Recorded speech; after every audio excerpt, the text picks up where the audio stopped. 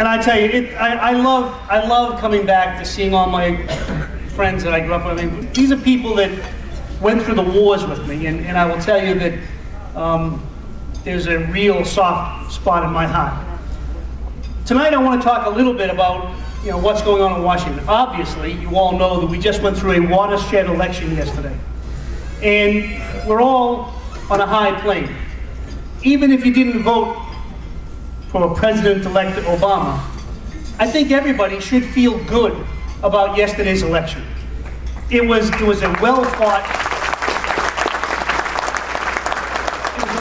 election. I mean, there's always tough elections. I actually laughed about it, if you want the truth. One of the media types said, well, it was a tough election, it was a dirty election. I said, where did you grow up? This was nothing. Nobody called anybody names. Nobody hit anybody. I didn't hear anything, any signs getting torn down or anybody getting in street fights.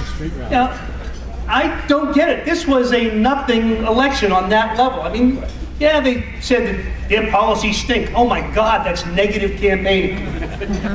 It was a great campaign. I think we can all be proud of it. The turnouts were incredible.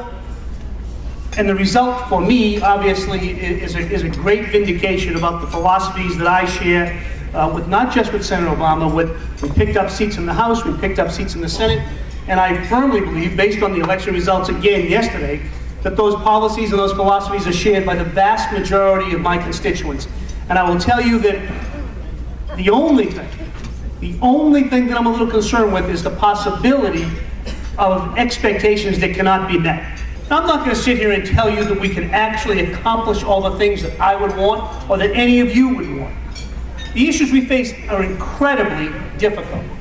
The financial issues have never been seen before. All the analogies you might have heard, to 1929, to 1987, or any other years, they don't matter. It is wrong to analogize them to them. The issues that we're facing today have never been seen before. There has never been a time in this country's history, or any country's history, where the basic problem is that people just borrowed too much money.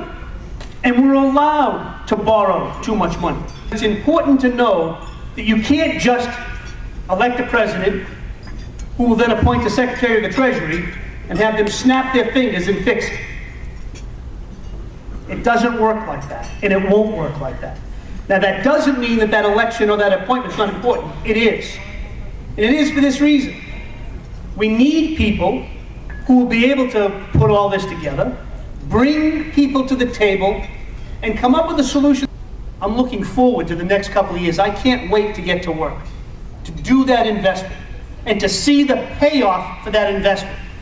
That payoff will be a better economy for all of us, a renewal of not just our national wealth, but our national pride, and a renewal for all of us, which I think yesterday was the beginning, the renewal for all of us, for a real hope that this country really can be all the things we know it can be, that we want it to be.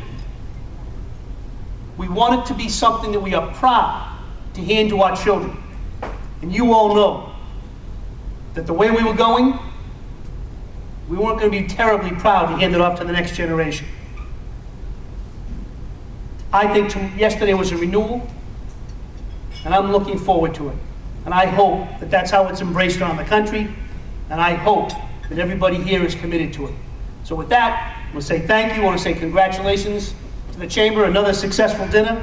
And again, to Marshall, my heartiest personal congratulations.